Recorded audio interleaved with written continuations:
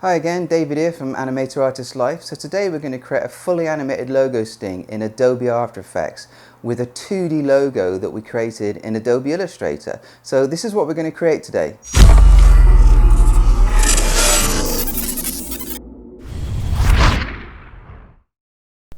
And in case you missed it, we have another video where we create logos like this in various styles in Adobe Illustrator. We walk through the whole process. I'll leave a link in the description, so let's get on with the animation. Okay, so the first thing we need to do is break this logo up into all its separate pieces so that when we bring it into Adobe After Effects, everything can be on a different layer so that we can animate it as a separate object. Now before I do that, I'm going to scale up my logo. So at the moment I'm working in HD, which is 1920 by 1080, and that's the same resolution we're going to be working in After Effects. But as I know that we're going to be getting close to the logo, it's going to be coming past the camera, those sorts of things, I want to scale up the logo to get decent resolution. Now in After Effects there is an option to continuously rasterize, which means keep sharp edges on vector objects. If you notice, this is vector, so that when you zoom in it stays sharp. But the problem with that in After Effects, it has many uses, but because we're going to be doing a lot of 3D work, 3D layers, it does tend to break things and limit your options. So first of all, let's zoom out. I want to create, at the moment we're in HD, I'm going to click on the document, the artboard tool properties here, and I'm going to go up to properties, the properties panel, and over here you can see we are working 1920 by 1080. So I'm going to whack this up to 5000 by 4000, and you can see that's a lot bigger. So I'm just going to scale everything up. I'm going to hold down the Shift and Alt keys to scale up in proportion and keep it from the center, and we're going to go as large as we can. There we go. So the next thing we need to do is break everything up into layers. So the best thing to do is make sure everything is ungrouped, so highlight everything, object ungroup, just check everything here is selectable. Yep, that's great. So the quick way of doing this, you could select things and go up to here and say new layer, and then add to that layer, but we're going to do a little trick to put everything on layers. So the original way, just so in case you don't know, is you would create a layer, new layer, call it whatever you want, and then you would add that to the layer. So that is either up in here, so you have the current layer selected, object, arrange, center current layer. I have a hotkey set. Now Adobe Illustrator doesn't for some reason set a hotkey by default. If you want to do that, it's very useful. You go up to edit, keyboard short keys, and then obviously it's under menu commands and object and arrange, and as you can see there I've sent that my center current layer with the key combination that I want to use. So I'm just going to delete this layer. You can just simply hit this here, and what I'm going to do now is select everything. It's a little quick way of helping you along the way. So if you go up to here and go release to layers and then choose sequence, it automatically puts every object that is ungrouped on a separate layer, and as you know it's still a child of the parent though. So what you need to do is just select them all and just drag them up above, and it releases everything. It's a very quick way of doing things.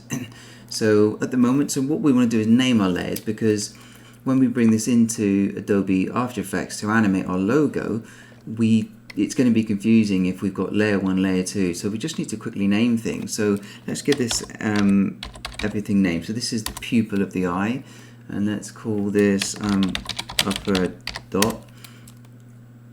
Oops, just spelled that wrong. And it really does make a difference if you just name these. It doesn't take too long and it will help you in the long run. And let's see, this one will be semi-circle thin, or call them whatever you want, and then maybe something like outer semicircle. We'll just move this over so we can see what we're doing, and then let's call this, if you double click it opens up this as well, but it's quicker to do it there. Inner semicircle, and then let's see, let's just call this one smaller inner arrow, just something so you can recognize it. Maybe larger outer arrow, and then obviously let's just turn this on and off, which is, you can see it's on the separate layers, so this will just be our our strap line, and then call this the same name as the text is what I like to do. So just forward, and call this one I, and then this last one here we can delete. You can drag it down to the delete, or you can just hit the delete key. So it didn't take us long to separate everything off into separate layers, which has kept everything clean. We've scaled everything up so that we can get better resolution in Adobe After Effects, and we're good to go. So let's hop on over to Adobe After Effects. Okay, so let's bring our logo into Adobe After Effects. So File, Import file, or you can use the shortcut Control-I, or you can just drag and drop from straight from your desktop. So let's go and choose the layered logo, and we must choose the settings here, which we've got import as. Change this to composition, retain layer sizes, so that each layer that we broke up in Adobe Illustrator to be animated in Adobe After Effects retains its own layer size specific to itself, and we create a composition for it. So click import, and here it is. And so we've got a folder full of all the layers, and there's our main comp that we've just created. Now I normally work on 2 monitors, so it's a bit cramped on one monitor, but we'll see how we get on. So let's double click this, go into the comp. There we go. So as you can see, everything is on its own layer, and it's the same as what we had set up in Adobe Illustrator. So this is ready to animate. Now this comp was very big because we want to be able to go in, and keep the resolution, and because we want to animate it in 3D space going past the camera. So what I'm going to do is if we don't want to create a new comp and then bring it in, because it'll be, nothing will stay together, it'll all be in the center. So it's much easier to just duplicate this, and then we'll just rename it whatever you want. Let's go into this new layer, this new composition now, main anim, and I can just close the other one down for now. So let's go in and let's change the background color to white. As you can see, I've got a duration of 500 frames at the moment. You can always change that afterwards, and I've got a frame rate of 30. So you might be working like here in Europe, it's PAL 25 frames a second, or America 29.97 frames a second, or just 30, whatever you want to work in. So I'll keep it at 30 just for the purpose of this demo now. Close that down. Okay, so here now we want to resize our comp to the comp we're going to be using, which is HD. So I'm going to right click and go composition settings. You can get that from up in the menu as well. And let's change this to 1920 by 1080. Oops, let me just undo that. It's just done the, let's see. We want the composition to be 1920 by 1080. I accidentally typed in an extra 0 there, which is really wide. Click OK. Right, as you can see now, everything is off the canvas now. So we can't just select everything. The shortkeys for some of the stuff, if you select the layers and I hit S, it brings up the scale for all of them. R for rotate, and P for position. So those are the sort of hotkeys that we use all the time. So if I go to S for scale, and if I just try and scale these down, you'll notice that they all scale from their own centers, so that's not going to work. So what we need to do first is create like a little a null so that we can parent that to. So I'm just going to hide all these open scales. I'm going to go select all, and if you hit U, it will close it. If there's a keyframe on there, it will open it. So U will open it and U will close it. There's no keyframes on there now, so it won't open it, but it was just a quick way instead of closing each layer separately. So I'm now going to go layer, new, and we're going to create a null object, and let's just call this whatever you want, transform, something like that. So we've got a little null in the center now. which is here. Okay, and we're going to use that to parent to and then scale everything down. So if we select the top one, shift select the bottom, and then you can click on this little icon here. This is called the pick whip. It's really good for just parenting. You can see you can click, drag, and parent to anything. So we're going to parent to the transform. There we go. And now, if we open up the scale of the transform, everything moves with it. You see? And I'm going to go for something like 20%. Okay? So now we've scaled everything uniformly and together. It's like grouping. You know, we could nest these in a composition and then scale them down, but we want everything on the separate layers so that we can animate them. So this is why we went through this process. Okay, so let's move on to starting to set it up. Right, let's delete the transform first of all. We don't need that anymore. If you look at the scales, let's open up the scale of something like 2 of these. They're still at 100% because they're 100% of its own scale. But as soon as we delete the transform, it turns to 20%. So it's now taken on the scale of that transform null that was there. Okay, we can keep that. We can keep the transform for a while, but it will mess things up later. So you know we don't need it anymore. Okay, so let's always save our file. You know, it's good practice to save, you know, every few minutes because things do crash. Okay, let's start the process of animating. So let's see what we wanted to do. So we want to animate these in these are 2D layers, but we want to animate them in 3D space. You saw the preview where they come in past the camera. So first of all, let's create a camera. So we're going to go Layer, New, and Camera. And let's just set this to the default, which would be 2-node camera. And it's good to choose, let's see, a preset of sort of 35mm. Okay? And what it's going to do is going to give you a warning here that camera lights do not affect 2D layers. Select a layer and choose layer from the 3D layer from the menu. So what this means, if I click OK, we've created the camera. We've actually got no 3D layers to work from because these are still 2D. So you have to tell After Effects for it to be a 3D layer. So for example, if I select, it's this little cube, tiny little button here. If you roll over, it says 3D layer. So if I turn one of these on, and let's say the small inner arrow as well, and let's go up to the camera tool, which is up here, unified camera tool, and just click in the middle. You can see as I drag it, the camera's moving and rotating. Now these two layers are 3D now, so they're moving with the camera, but the others are not. So let's just turn the others on. We don't want to do the text for now. In fact, I'm going to hide the text line, which is the strap line and the forward and the eye, and let's give them a different. You can color code these to make things easier. Let's just give them a different color. So now if I get the tool, let's turn everything else to 3D layers.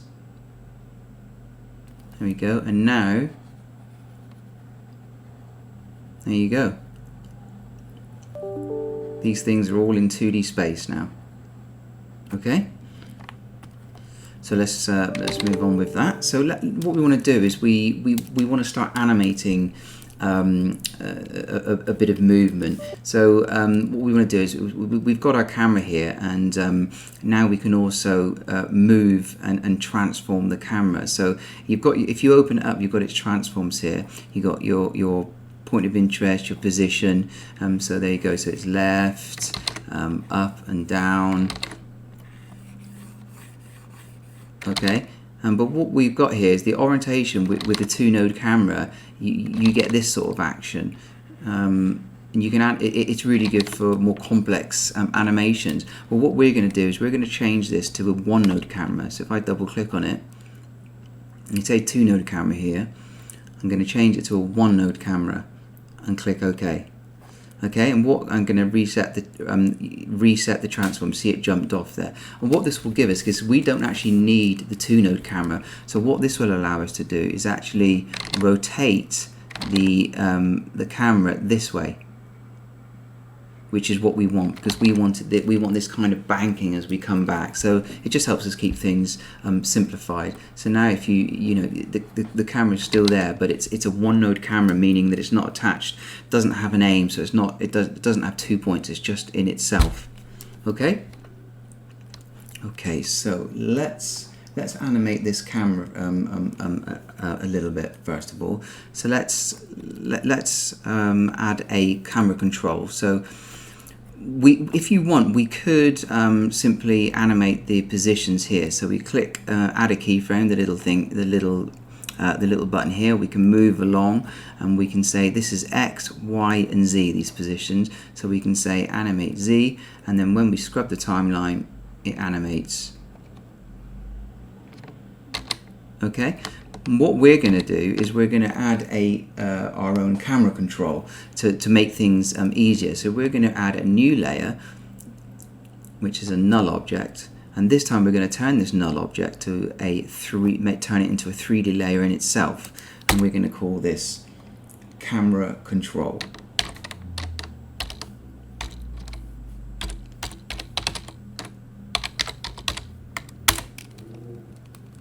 Okay, and now we are going to simply just parent that. So again, you can either choose it in here and go camera control, or you can pick whip up to the camera. So what this gives us is, if we open up the positions and the rotations, it acts like a normal object now. So we can rotate this way, this way, this way, and it gives us a little bit more control, a little bit more flexibility. So we've set up the camera control now. So we're going to be we're going to create a sort of pullback.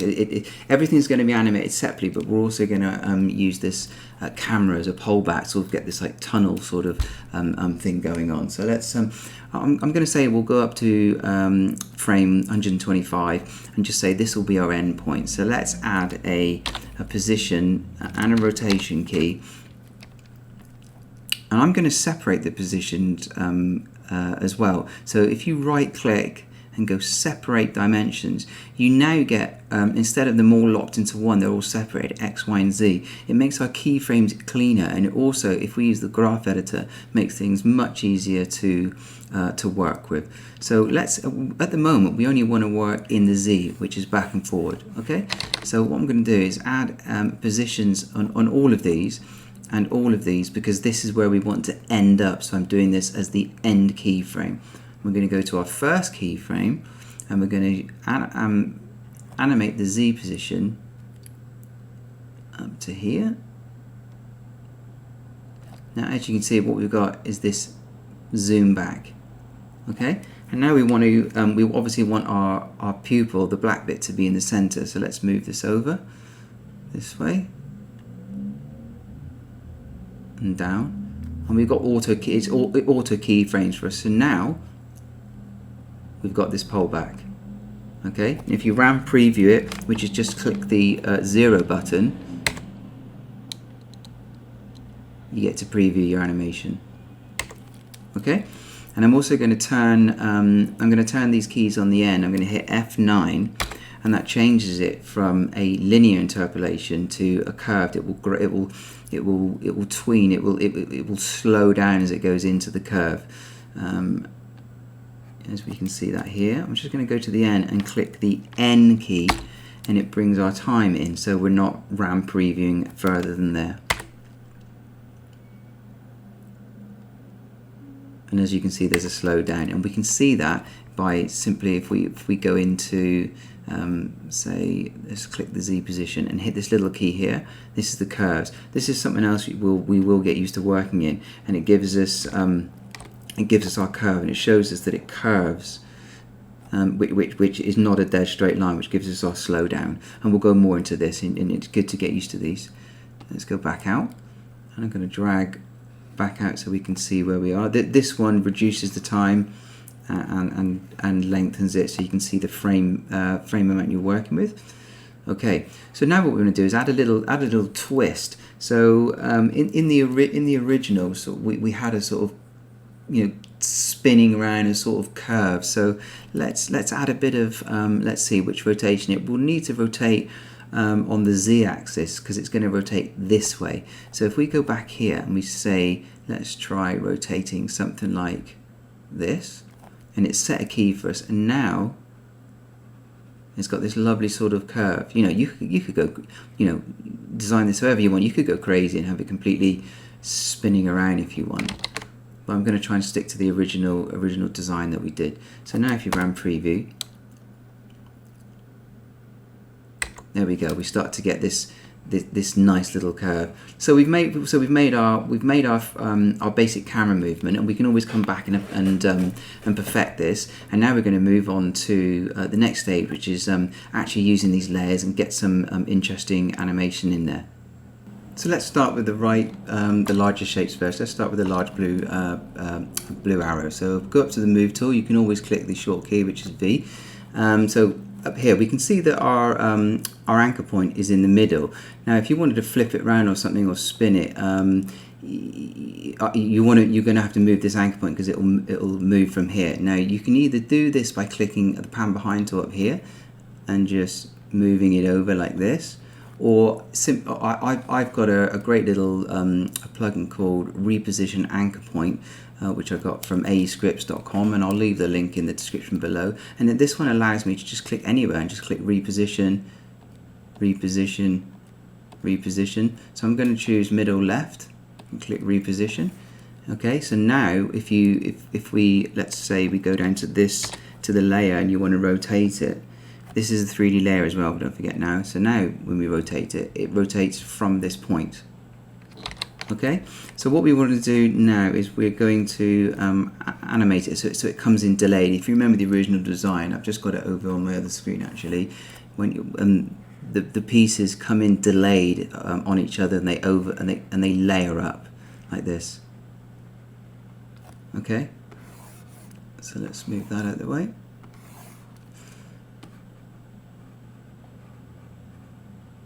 So the way we're going to work with this is we now need to work in multiple cameras. So I'm going to create a new viewer. So I'm just going to zoom out here. Right click, new viewer, and this gives up two views. So at the moment we're both in the main composition. I'm going to lock this one by clicking the padlock. So this one's locked. Over here I am going to change active camera to top. And what that gives us is a top-down view. If I zoom out here, again we're stuck on one monitor, so it's a bit of a cramped view. But you can see if I select the camera, we are looking from the top down now. This is very important to work in 3D space. You need to be able to see things from multiple angles. So if I select our large outer arrow, you can move it from the top-down view, and you can see it changing in the other window. And this is what gives us, lets us animate and be able to see things from different views. Likewise, you can also go from the right as well, from the right hand side, and you can also choose custom view, which gives you a perspective view. There's a few set up for you. Okay, so we're just going to go from the top for now, which helps things. Let's select the larger outer arrow. We're going to select set the position points like we did before. So here we're going to set the position and also set the rotation values X, Y, and Z. So because that's where we want to finish up. And we want this to be, we're going to just set everything on the end frame 125 for now, just so we've got the same end point. So as you can see, it comes in and we want it to be delayed here. So from here, let's say from here, for instance, let's just click on this view, animate out. Let's go past the camera, so you can see in the left view it's going past the camera.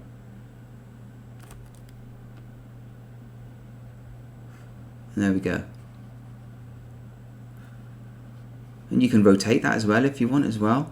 So as it comes in, it sort of folds into place. For example, if you had the Y rotation here, as it come in, it would fold into place. So I'm not going to do that now, but it just sort of opens your eyes, gives you a scope for what you can do. Okay, So let's just get a basic animation of all the shapes in what we want to do for now. So that looks good. We can always tweak these into, you know, as much as we want. So now I'm going to select the left orange arrow, and we'll move to that. Let's give this a different color as well. Let's actually color this orange so we can see what we're doing. Hit the P key for position, set a position key. And then if you hit the R key, it will swap it for the rotation. So we've got it on P. If you hit Shift and R, it will add the rotations to the and keep the position there for you as well. So let's just select all these. So we've got an endpoint. And here again, this one is going to just come out past the camera. Let's do it again. So from the top view, from about here, in the Z, let's pull this out. Okay, let's just drag this in, see what we've got. So both of those are moving at the same time at the moment, which is fine for now. But what we want is we're going to actually get that to land later. And in the original, we had it spinning as well. So let's just, if we spin, it's going to spin from this point. So like I said before, let's change the anchor point again. I'm going to zoom in to show you. Let's move it here. And I'm going to select the anchor. I'm going to change the position to there, so it will spin from there. Okay, again, you can just use the pan behind tool. So I'm going to go to here, and from this I'm going to change the view at the top so we can see how much we're spinning it. Let's change this to sort of a custom view here. Zoom in. It's sort of like an isometric perspective mode. So I'm going to rotate this. I'm going to rotate this out now. So let's rotate it on the. You can see the Z axis. So let's go Z rotation. Something like this. Let's just see what that looks like when it comes in. Yep. Yep, that looks good. Obviously it's hitting the camera at the moment, so let's put it back. And let's also, you know, you could get it to come out from the side possibly as well. If you wanted as well, you could sort of grab the X-axis, move it out the way of the camera. It's completely up to you, so it comes in from the side a bit. There we go, it's looking quite good. Good, save that. And let's move on to the next shape. So let's do the other semicircle here. I'm going to change the anchor point to the right. Let's color this different as well. Let's just give this blue for now. I know they're blue, this is a darker blue. So again, really quickly, just hit the P key, hit Shift, hit the R, and we've got all the keys set. So set the N key, position, X, Y, Z, and we've set the N position. Let's go to here. We're going to offset these in a minute anyway as well. And again, let's move this out. Oh, I've done the semicircle. You can see I've done the wrong shape there for now. So let's just delete those keys. Move it in. I should have selected not that one. Let's actually lock that or just hide it for now, and then I can select the other one, because if one's over, it always selects the layer that's above it. That's why it was selecting that. So let's do that again. Position R, go to the end, set your positions X, Y, and Z. Go back to this frame and let's just animate it. So we can start to speed things up now that we're getting used to it. So let's go out to here, and I'm just trying to remember which way we rotated it last time, so it doesn't matter, but it's a Z rotation. So let's something like that. If we get to rotate it the opposite way of the other one, yeah, that's going the same way at the moment. So let's rotate it the other way with the Z rotation this way. Oops, did it again.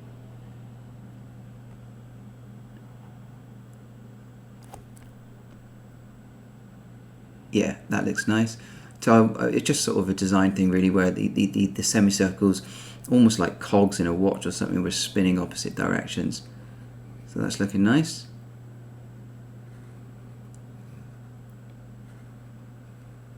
Yep. Great. Let's have another save. This arrow here, I ended up deciding to sort of like glide it in like a little, like sort of paper aeroplane. Let's have another look at the concept we did. And it sort of zoom, flies in. Okay, so this is going to be a bit different, this one. So for this, let's hide this. Now this is a good way of closing all the layers, like I said earlier on. Select Control A to select all, hit U, that will reveal all the keyframes, hit it again and it collapses them all. It's just a good way of closing everything down. Here we go, smaller inner arrow. Let's just color code this. Let's just give it a yellow so we know what we're doing. Okay, position, rotation. Again, this is where we want it to settle. So position 1, 2, 3. You're probably getting the hang of this now. So let's see, we want it to come in and then glide and land in here, and it's going to land later, but we'll leave the keyframe there for now. So from about here, it's going to, if you can see in my other one, let's have a look. Let's go to our front view and zoom out. So we want this to glide in.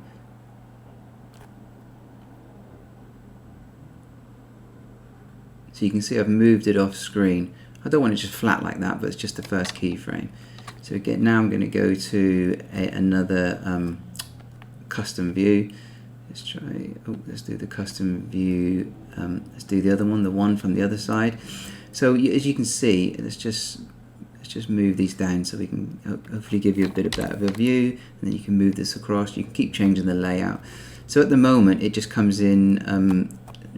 Select this one. It just comes in sideways at the moment. So let's get it to come out and glide in. So here we are at our keyframe.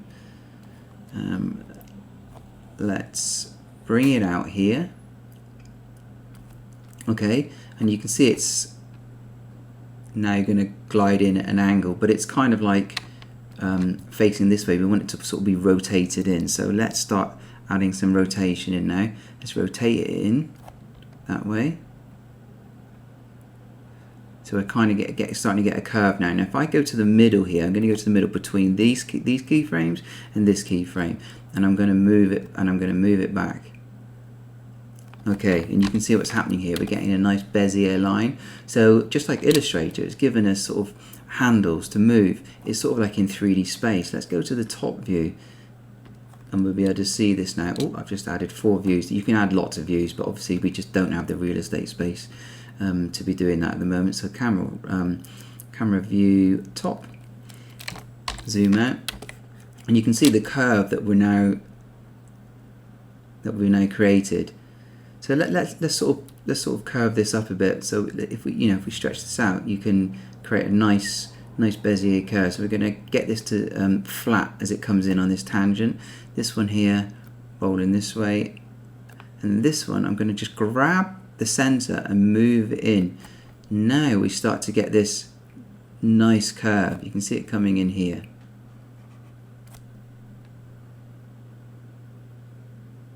Okay, but what we want to do now is rotate it. So we're out here, and you can see it needs more rotation. So let's give it more Y rotation. So it's angled in there. It comes to there. It's started to rotate, and we've already set the keyframe at the end. So there we go. Nice. Let's zoom out on this. Get a full view here. There we go, nice. Now let's add a bit more twist. It's sort of like an aeroplane, an aeroplane doing sort of the acrobatics that they do. So let's go to a custom view here, custom view 1, and you can see from the front here as well. You can always work in this view. Now I want this to come down a bit more diagonally. So let's grab this keyframe, drag it up. This one, drag it up a bit, or it could swoop down and up. You can do this however you want. You can see the nice curve we're getting now. Let's just look in this window here.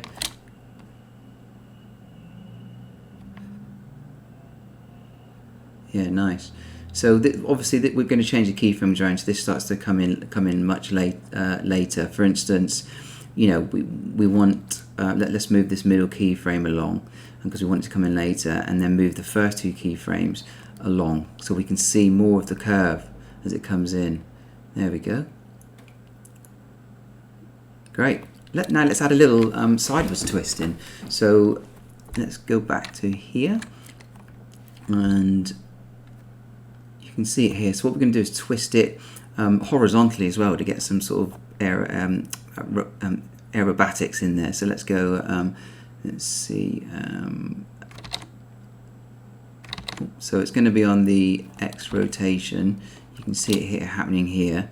Let's see, X, and it's going to need a bit of, you can see it doesn't do it in, you know, from its pivot point like in a 3D program or something. So you need to adjust the X and Z. So there you go, I've twisted it over, you can see it there, and again to get to line it up to get the perspective correct. Now if I zoom out again,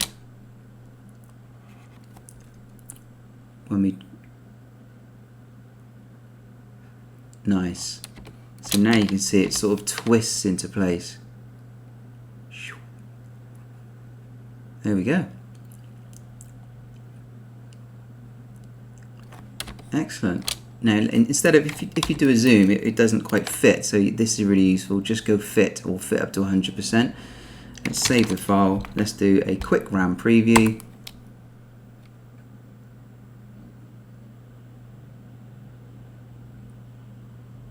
There we go. It hasn't taken us long to get to that point at all. Most of the 3D elements are in there, and now we need to adjust timings and then move on to the next stage. Okay, now let's get some of this timing sorted. So let's go back to our main comp. Let's zoom out a bit here. So I'm going to move this up. So we need to be able to see our layers for this. So select all, U. Okay, let's see what we've got at the moment. At the moment, everything is coming in exactly the same time. So I think we're going to first of all want our camera to land first, and then the other pieces finish afterwards. So this is all trial and error, and comes down to taste again as well. So let's just fit this there.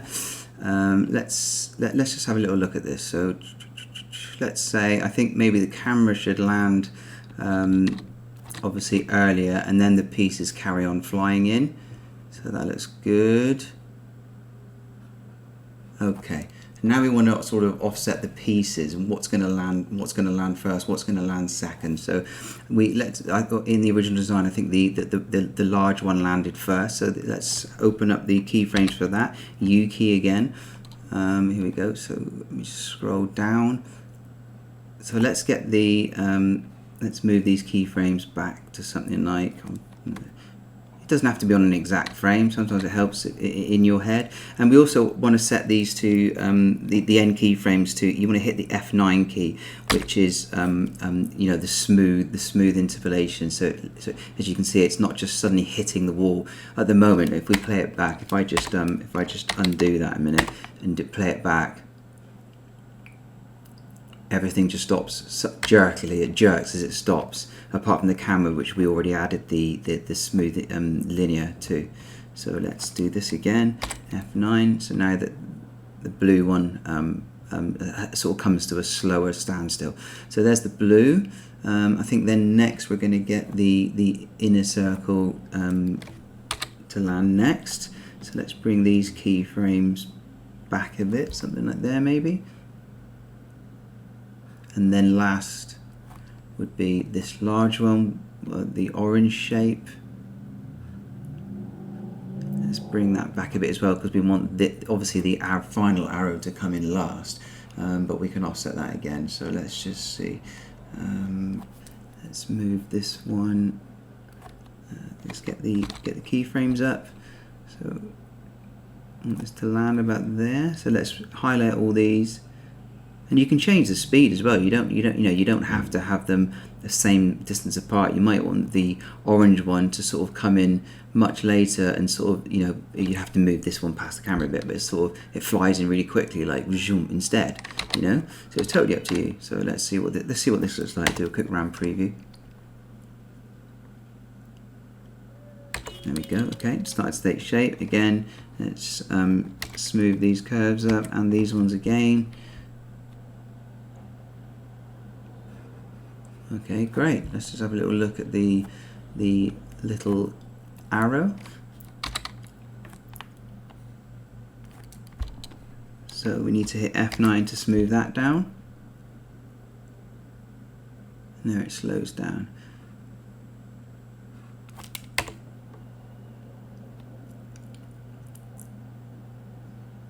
Yeah, that's much better. So as you can see, it all, instead of it all just clunkily landing at the same spot, it sort of all comes into place a bit easier.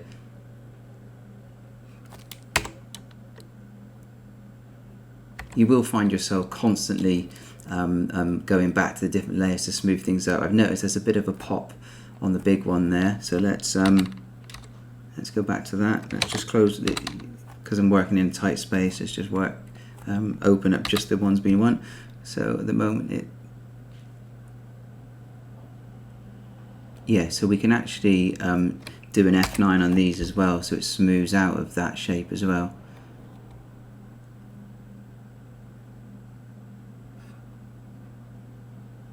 Oh, I see. So it's actually starting off with the camera. That's where the pop comes from. So let's move this. Let's move this over so that you don't see it suddenly hit on the camera. Let's try something like this. Yeah, that could be nice. Much better. Beautiful. Okay, save again. So now what I want to do is try and get this lovely sort of the arrow doing this spin and the dramatic entrance here to sort of really slowly, really smooth at the end. So let's open up this, go to the position keys, and we're going to start using the graph editor. So we click on graph editor, you see you'll get these. Now if you want to be able to edit one of them, if I move this, you can't do the interpolation. What we want to do is we want to get Bezier keys in it. So what we're going to have to do is separate the dimensions here. So we roll over position, right click, and go separate dimensions, and there we go. And you notice a little issue here. Let me just frame in everything here. What it's done is it's done this horrible little pop in the middle here. Okay, so what we want to do is smooth them out. So we're going to go Bezier, and now we've got control over these things. So this is the X, and you'll see it jumps in at the moment. It's taking it's ruined the smoothing, but it's quite easy fix. Just drag. So without the graph editor, it would be stuck sort of about here, but now we can really drag this out to get a smooth X over. And I'm going to move this. I mean, you could even have a pause, so it goes to the middle. See, it slows down. So it slows down, stops, and then comes in. You know, there's always. I'll just show you with the RAM preview. Then stops and goes. Obviously, it doesn't look very nice, but it just shows you what you can get with the curves. So let's smooth that one out. You can see it moving up here as I change the timing. Okay, and the same with the X, with the Z. Let's stretch this one out, and the Y, we haven't really got much of a Y going, but there we go. I'm going to do this to the curves. I'm going to set those all to just normal, which is this one here. It's sort of like just start off straight, sort of linear. Okay, let's see what this gives us. So now we should have this nice, especially on the X-axis, it comes in and it comes into a nice slowdown.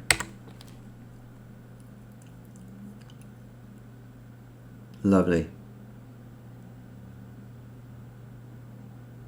You see how we get this lovely sort of curve, and you can see, if I zoom in, you can see the dots get really close together here. That means that's the position at each keyframe. So it's slowing down. And if I get this and I move it out more, you can see what it does there. It puts them even closer together. So let's just see what that looks like. Just frame it up.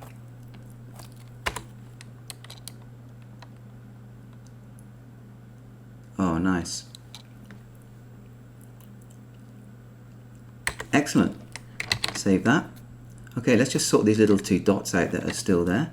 And then we need to go back to the main, we need to remove the graph edit, so we just click on the button again. These are the upper dots. Let's give them a new color so we can see them. Let's see, we're already on lavender. Let's just make them green for now.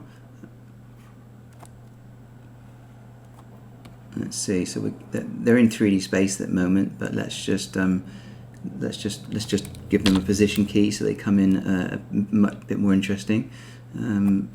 Again, around they should be landed and finished by sort of here perhaps.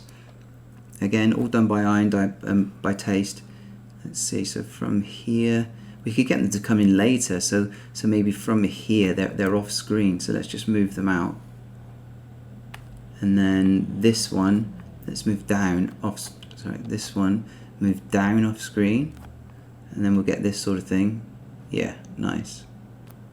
Okay, hit the F9, and let's offset them. We you know, with animation, you always want things slightly offset, so let's say move these ones up, these ones down a little bit, so they come in at separate timings. Or you know, it's always best to have something that's slightly offset.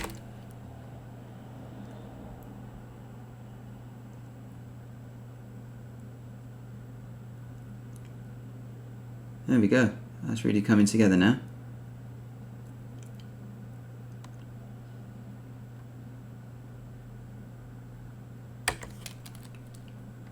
Brilliant. I'm going to save once more. Okay, now we're going to go back and we're going to put this little semicircle in, but we're going to do something a bit different with this. So let's move on to the next stage, and I'll show you how we do that. Okay, so for the semicircle, let's turn everything off again. Select all, U and U. So let's bring the semicircle back. Here we go. So with the semicircles here, zoom in a bit. So we're going to do something a bit different with this. We're not going to turn this one to a 3D layer. So let's just turn that off a minute. What we're going to do is we're going to create what's called a shape layer, and we're going to reveal it. So let's just see what we got here. So we want it to happen when the camera's finished moving. So semicircle. So we're going to go layer, new shape layer. Okay. Let's just call this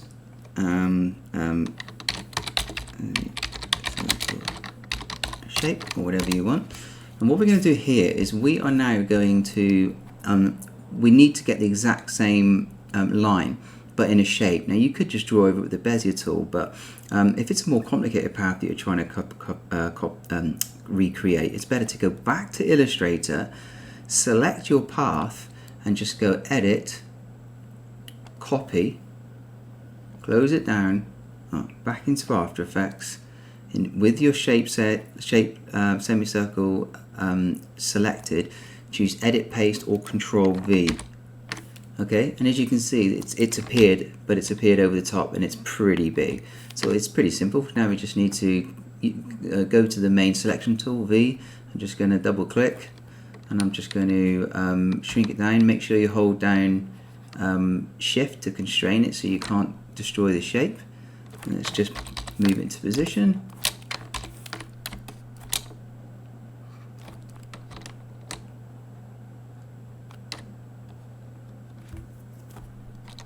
I'm just putting it into position here. Just make sure you keep holding Shift, and then you can use the arrow keys left, up, right, down to get it into position.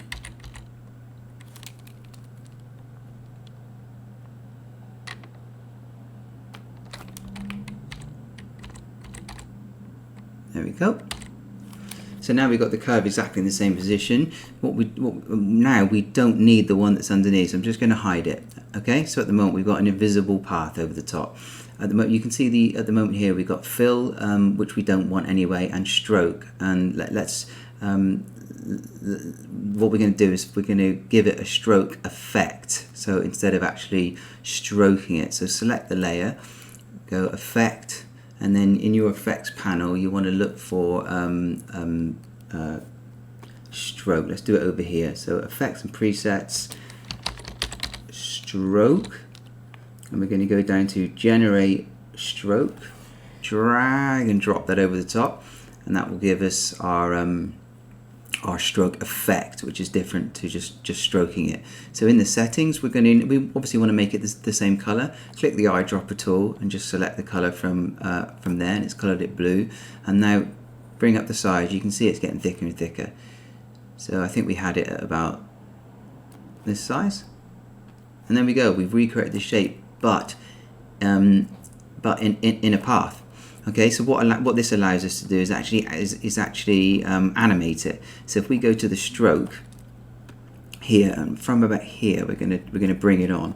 So if you go down to the stroke effect, open it up, you've got start and end.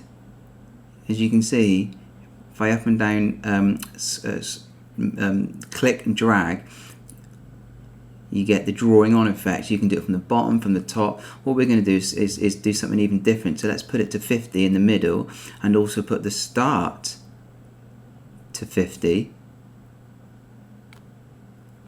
Okay, so it's completely disappeared. What we're going to do is set a key for both, and then out to about here, we're going to set this one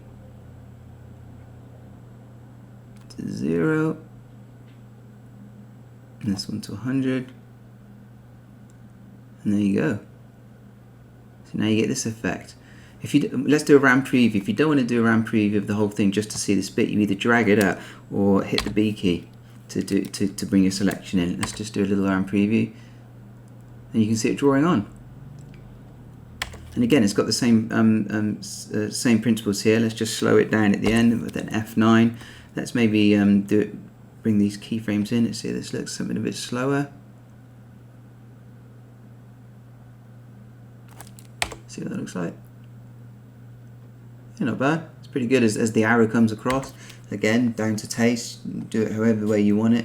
Obviously, that's not a 3D layer, so there's no need to make it 3D layer because it's just going to happen at the end. You could actually turn this to a 3D layer. Let's go up to here, 3D, and there you go. It does act as a 3D layer. Let's see if we can change the position. There you go, exactly the same. So it's really versatile. Let's hit U to show the keyframes again. Just going to draw that on as it is there. Something like that for now. Okay, let's just do a RAM preview from the beginning quickly. Okay, and now what we want to do is obviously bring those dots on a bit later. So let's select the upper dot, lower dot, U, bring up the keyframes. We want them to land after this is finished. So let's bring these up something like that. So it draws on, and then they come on just afterwards. You see that?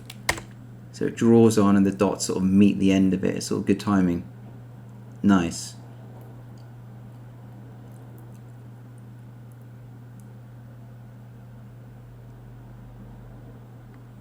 So that looks pretty good. Okay, save the file again. Alright, we're going to move on to the next bit. So what we're going to do now is we're going to get the text in there. So let's unhide the text layers. So let's go back here. What have we got? Let's close all the layers up. Control A, select all, U again to close down. And then let's bring back our text layers. So strap line forward, I. We've already got the color. Let's do something brighter so we can see them. Fuchsia. Let's bring these back. Okay, so now we've got our text layers. So I didn't want to make the strapline 3D, that doesn't matter, but the eye we do. In the forward we're going to do something different. I don't know if you remember, but in the original design we got them spinning on really nicely here, and then they slow down as they come in. So we're going to show you how to do that as well, which is a different method. Okay, so let's start off with the eye. Turn that to a 3D layer. We want it coming down. Obviously it needs to land after everything else, so P, so it's going to finish up about, just after the last dot. There we go. So let's set a position key, shift R to bring up the rotations as well, set a key. So we got our end key, and let's see, it's not even going to come in till late, till about here. So there we go. Let's bring this right back out, and this time I want to get it to come up and sort of rotate a little bit as well. So let's say rotate like this, get a bit more dramatic, you see. Yeah, much nicer. So obviously we don't want that on the camera, so we go to this keyframe, move out on Z, maybe a bit of X just to get it off camera. In fact we can just select it here and just bring it off screen. Okay, set the end keyframes to smooth.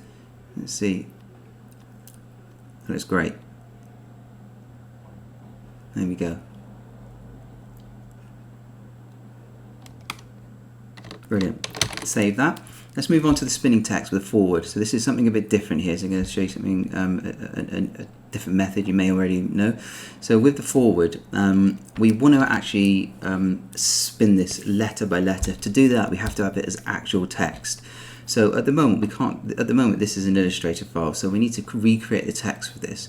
So I'm going to just lock this layer a moment, get the text tool, and I'm going to type in the word here. Now you can just type it, or you can actually go back to your Illustrator, and it's pretty clever. If you copy and paste the text, so I'm sorry, let me just do it again. If you copy, which is Control C and Control V, or just edit copy, and then you paste back into the After Effects text layer. Let's see. It remembers everything, the color and the font. The only thing it doesn't do is the size. So now we've got our forward text here. We need to go over to the properties, and we need to bring this, bring the font size down. So let's bring this down. Just zoom in here. We're going to put this into place. So let's see, something like that. You should be able to get it pretty exact. Yeah, that's spot on. You can nudge it into place. You can see when you get it right, it sort of gets thicker.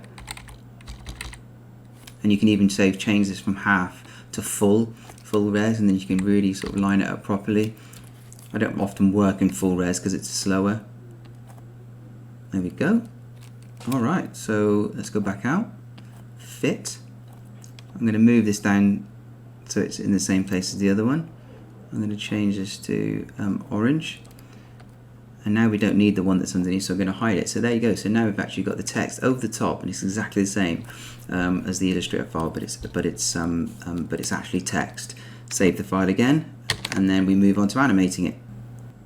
Okay, let's come down to the text layer. Click on forward.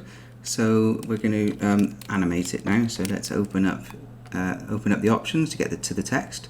So here we are, we've got this little button here that says Animate. We're going to click on this little tiny arrow here and go up to Enable Per Character 3D. What this does is it breaks each character up into its own 3D object within this that we can send commands to. So now what we can do is we can send it, position, scale, skew, rotation, or anything. You can even add all transform properties at once, and you can blend them and overlay them. So let's go with the rotation. Okay, and now you want to, let's just scroll down so we can see what we're doing a bit more here, and open up the range selector.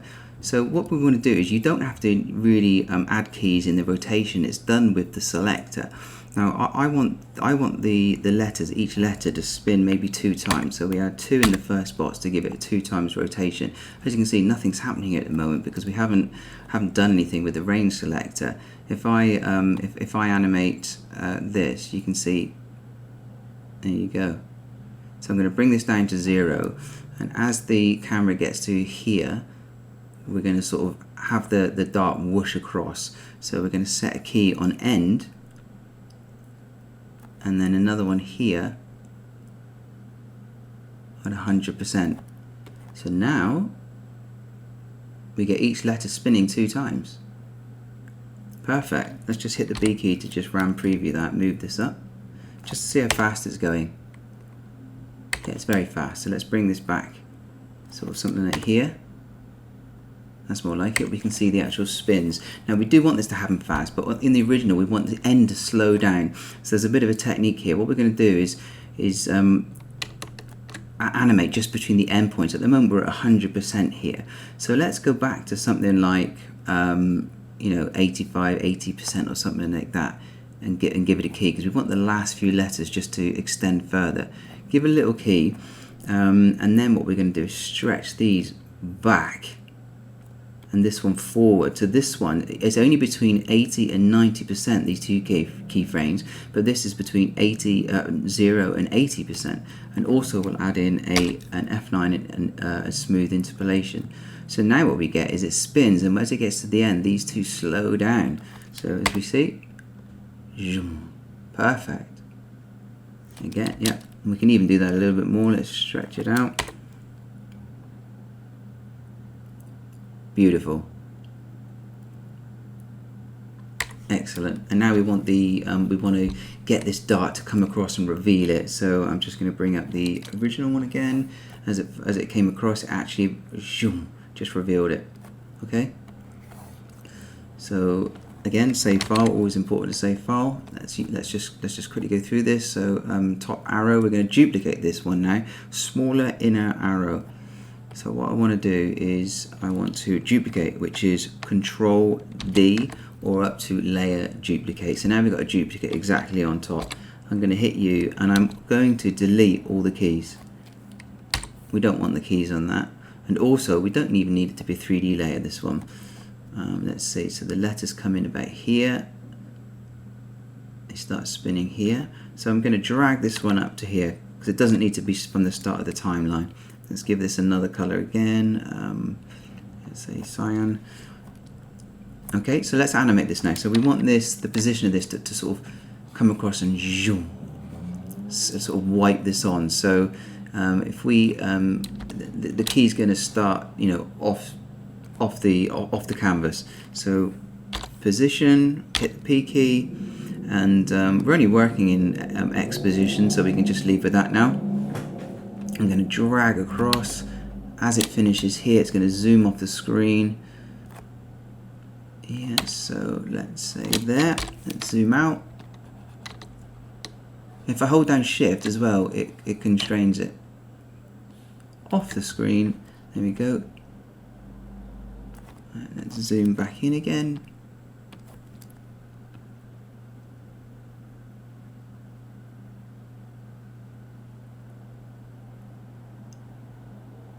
Obviously it needs to come in sooner. It needs to be ahead of the spin. That's quite nice. And then what we need to do now is obviously it's not wiping at the moment, so now we can go back to our text layer and add in more properties. And the one obviously we're going to do is opacity.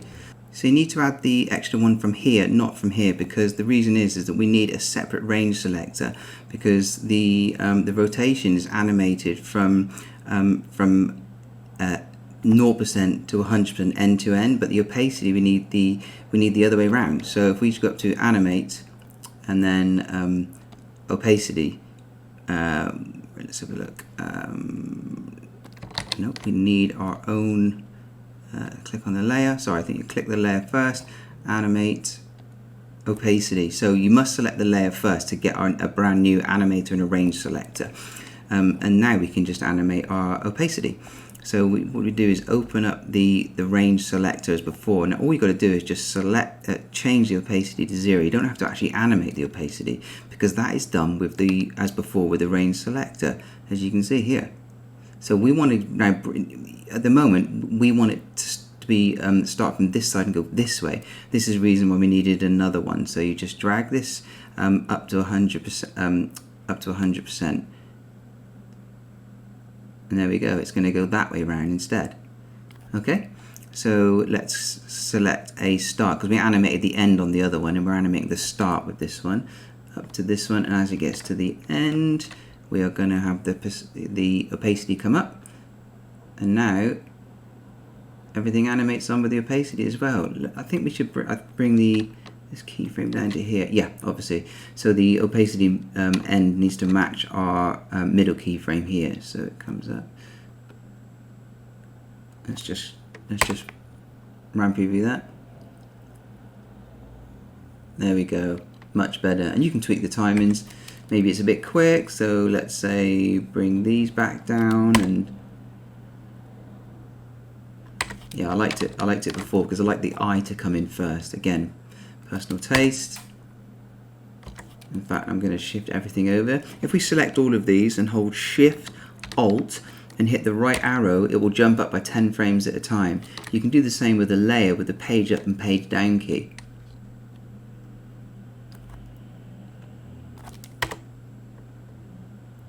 Much better.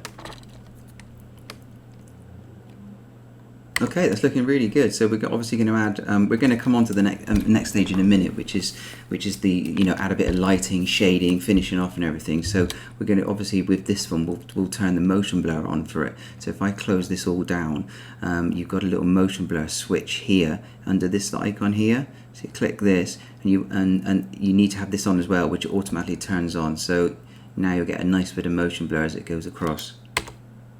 Takes longer to RAM preview, but. Okay, almost there. Let's just quickly add a nice little animation for this. So I've got a nice little technique for this. So we're going to just move this up to there. And instead of just doing that, you can obviously just hit the left bracket key, jumps up. And I'm going to hit the T key for opacity. I'm going to add an opacity key. I'm going to move it up. That's 100%. This is 0, so it fades in. But I want it to also animate along. Shift P, position. Back to the beginning, and in the X I'm going to bring this along so we get this nice sort of animating on to the left to right. Hit the F9 key. Now I'm going to do something here. We're going to go to the effects panels, and here we go. Well, let's look for a fast box blur. So it automatically finds it after the first few letters, and drag this on. Now over here, let's set the radius. Oh, let's just drag it up, see what we've got.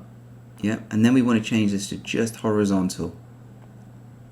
I'm going to whack this up to sort of like 70, something like that. It's a quite nice little effect this. So you start off the blur here, let's give it a key. So hit the key here, and that's the blur radius. And when it gets to here, let's go past the bit that it stops perhaps and try this and set this to 0. And now what you get is nice text animating on and blurring.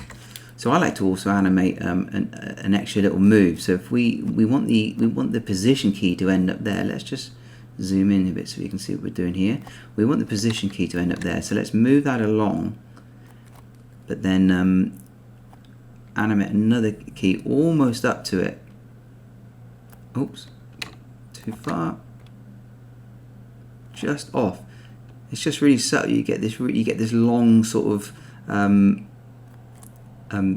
it moves into place, then slowly moves. It's a really nice sort of like hand keyed ease. There we go.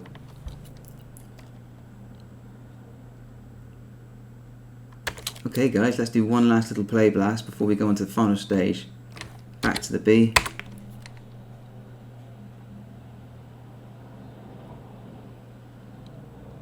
There we go, it's looking really good. And I'm going to move this arrow, this layer up here above, but it's in 3D space anyway, so anything that's in 3D it will interact with. Anything 2D it will go over it.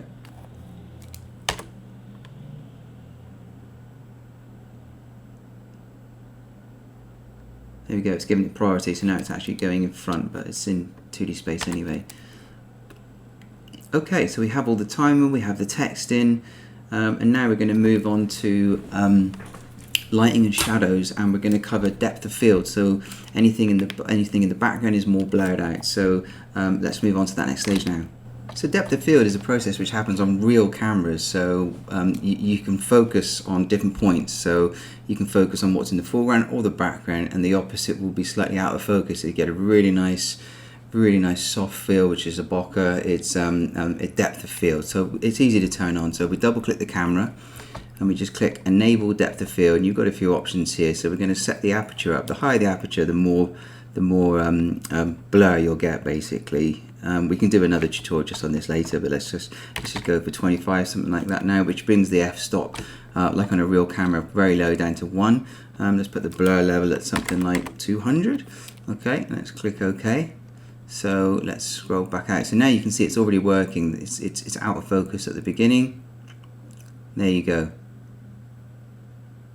Things come out of focus as they move onto screen, which is what we want. Okay, so you can see this again. Let me just quickly come to here, and you can just preview on and off to see what you're getting as well. Enable, disable, enable and disable. And sometimes there you go, preview. It's a bit glitchy, but there you go. Okay, so what we want to do now is we want to be able to control this depth of field.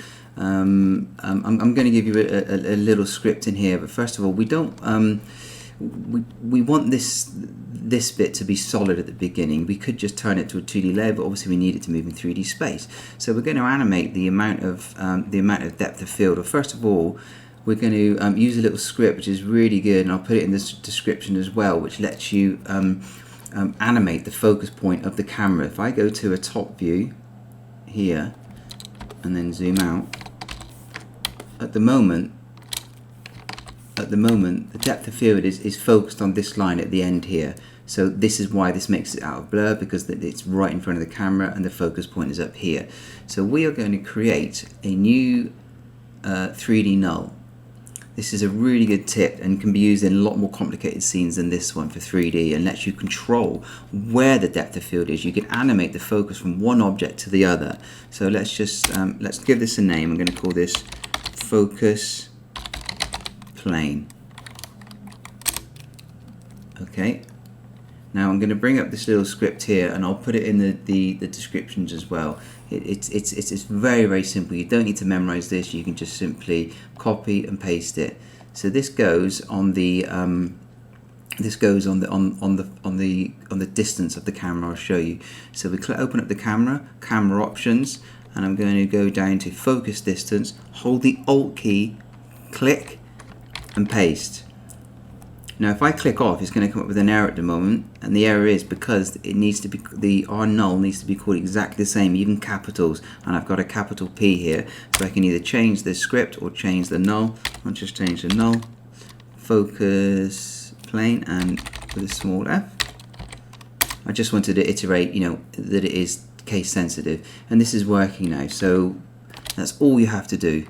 So I'll now zoom in. I'll show you what this does. So let me, and this has to be in 3D space as well. So this is the null.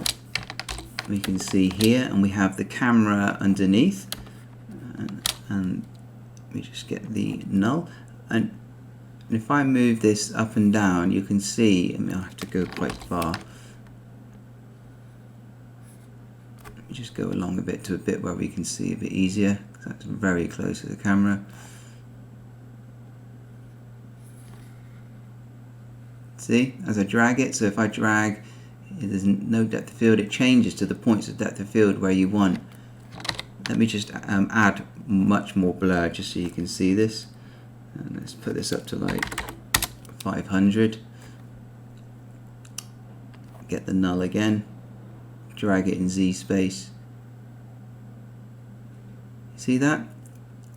You can control exactly where it goes. If the camera moves left or right, you must remember to animate it left or right, because otherwise it will be stretched over here. That's one thing that's caught me out a few times. So as you can see, this is really useful. You can do some lovely things. You can now animate this null to get some beautiful animated depth of field from your foreground to your distance.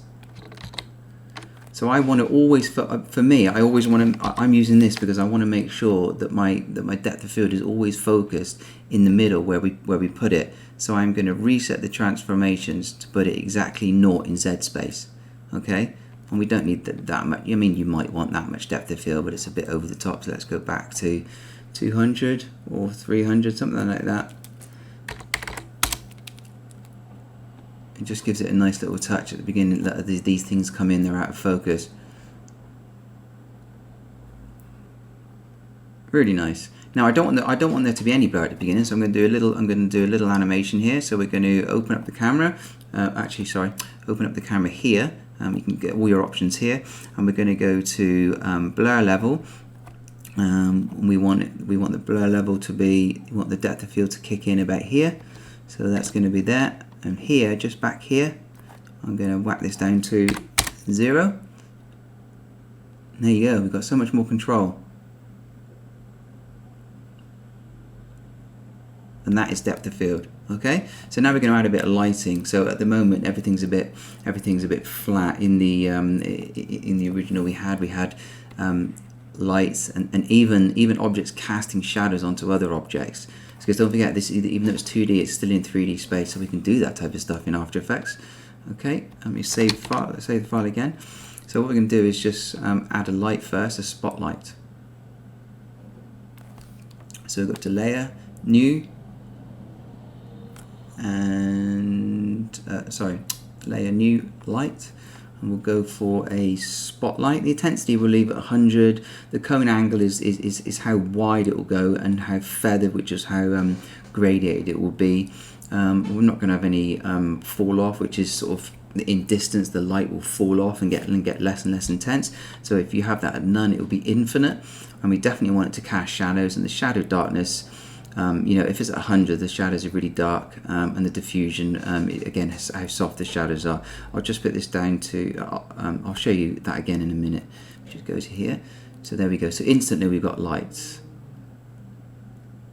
Okay, so it's a bit wide. So at the moment I'm going to go to the top view over here, zoom in a bit, and we can move these lights wherever we want. So we can move it in front.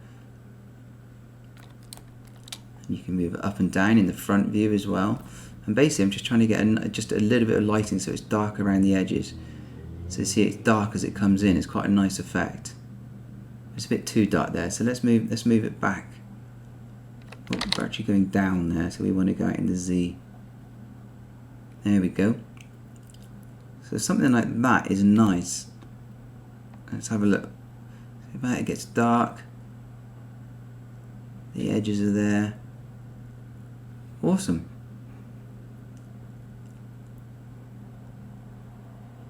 Perfect. I'm just going to turn off motion blur now so things run smoother. Great, and we can always tweak this. You can add 2 lights, you can add multiple lights, all sorts of stuff. Now, if you've managed to animate one sort of overlapping the other, like say this over here, you might want it to cast shadows. So we might have to move the light this way to get the direction of light to go this way. But let's have a little look. What you've got to do is on all of these shapes, at the moment they are set to just be flat at the moment, even though they're in 2D space. You've got to tell it to accept and cast shadows. So you go into material options, and we want cast shadows on and accept shadows on, and you've got to do that for all the objects. So let's see. So the let's start the larger outer arrow, material options, accept shadows on, accept lights on, and cast shadows is off. We want that on. Smaller inner arrow.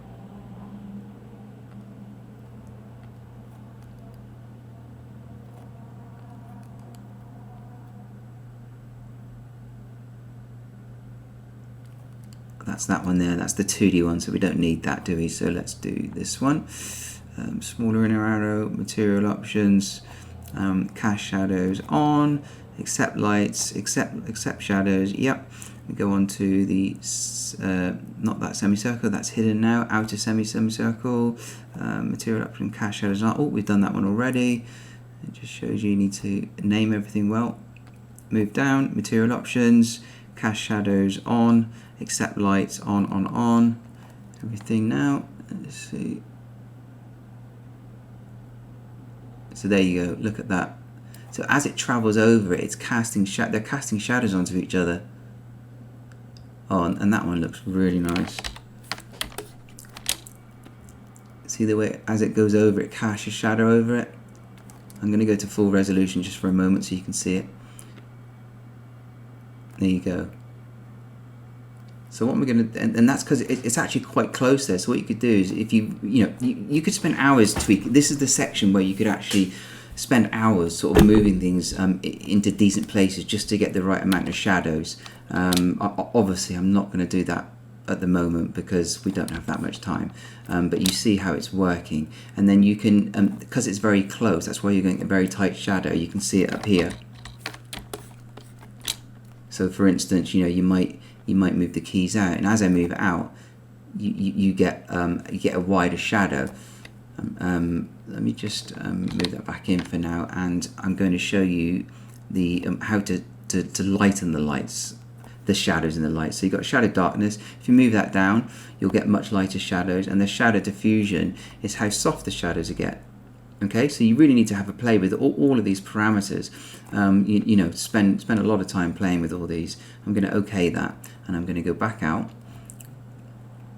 I'm going to go half resolution again, and zoom back out, because obviously this tutorial has gone on quite a while now, but hopefully I've been pretty thorough and everything. There we go. It's casting. Look at that. That's really nice. As the orange goes over the blue semicircle, it casts a shadow onto one, and that overlaps there. Oh, that's nice in there. That could do some tweaking, but you can see it casting shadows over each other. Awesome. That's great.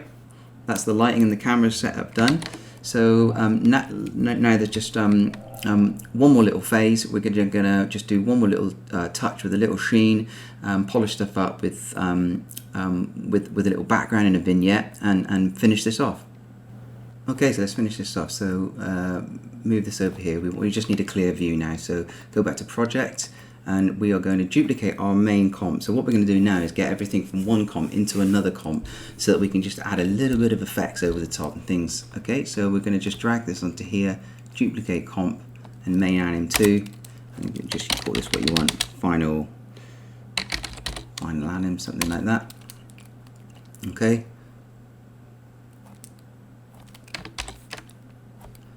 So what I want to do now is add like a little sheen before we, right over the end as it all comes out. So fit again.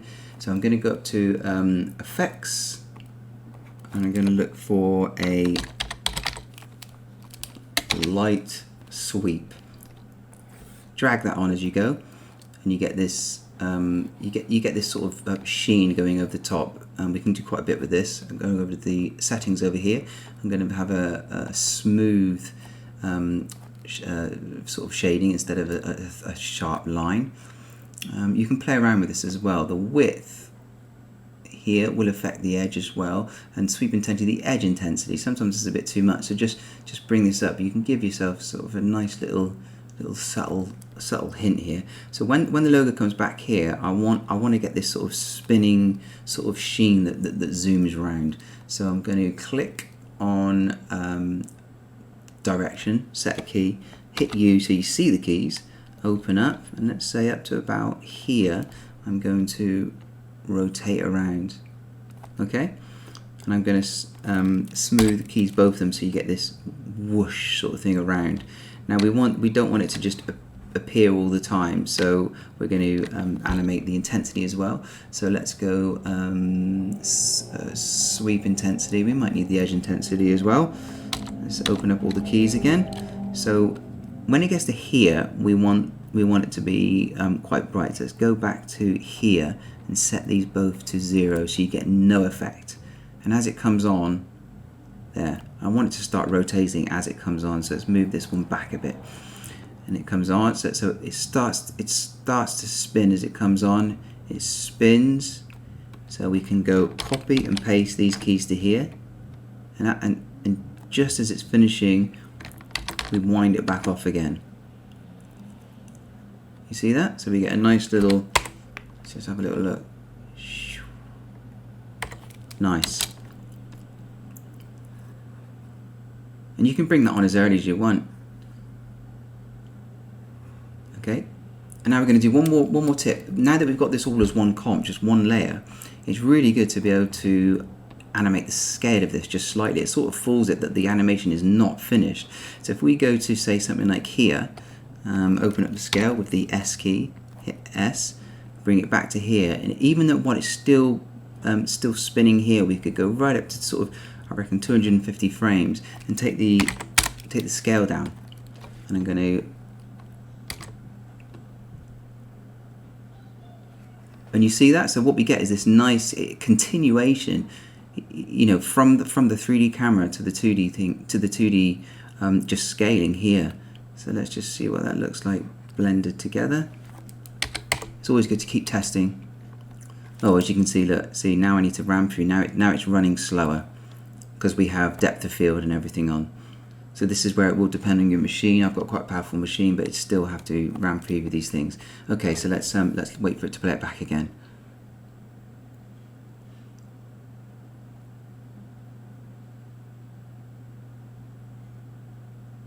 Nice, nice. Great. Okay, there was one thing extra I did, and then we'll add a little background and a vignette. I just want to go back into the comp, which you see what I did there? You can just double click, straight back into it.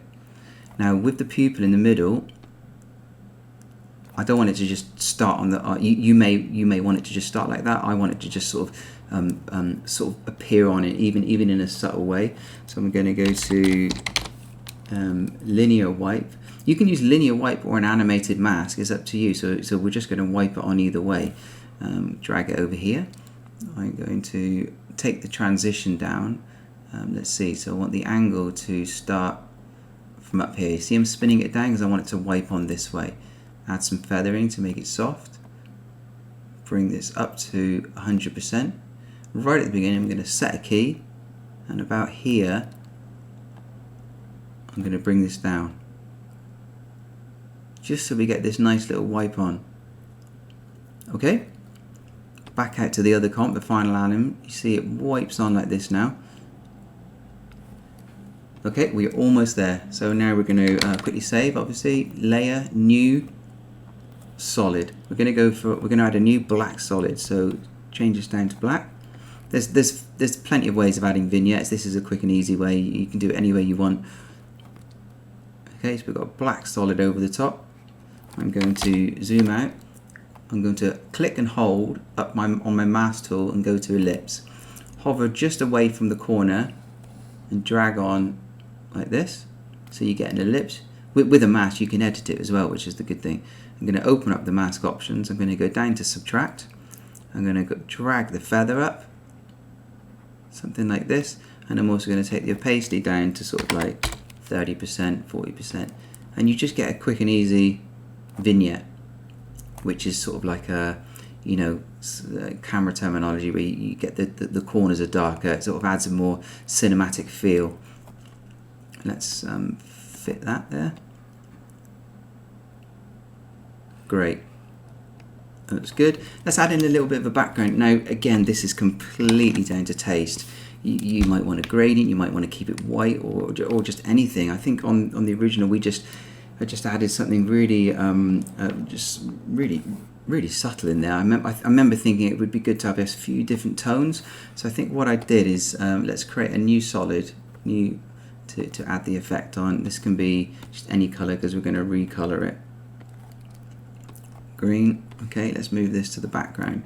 Let's go to at the top here, and let's play around with these. Obviously, you're going to have more time. Let's see, 4-color gradient. Obviously, that looks absolutely disgusting. So we're going to knock this right back. But let's just choose some similar colors to what we've got in our animation. So let's choose some like oranges and reds. Let's see, we've got blues, sort of a light blue, and again another sort of orangey, maybe something like that. Obviously that looks disgusting at the moment, but we're going to tone that right down. So the opacity right down really low, something really subtle like that.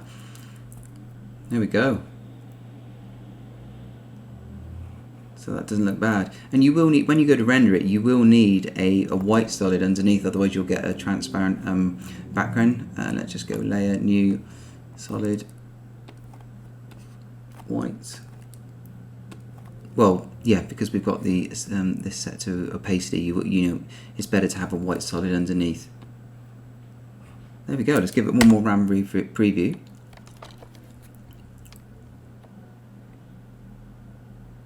That's taking a little bit of time there.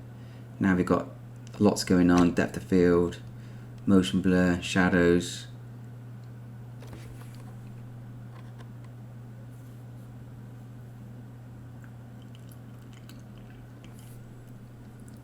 Here we go, near the end. I'll just hit 0. There we go. That looks and feels great. What you could do now is add some really subtle sounds. So I've already got some sounds in here actually. So let's go to sound. I purchased the Video Copilot massive sound library, which is really worth it.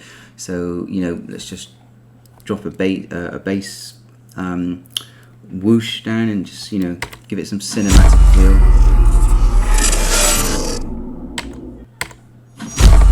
As you can see, sound really lifts it off the page. And there you go, guys. And here is the finished render again. I'm going to show now.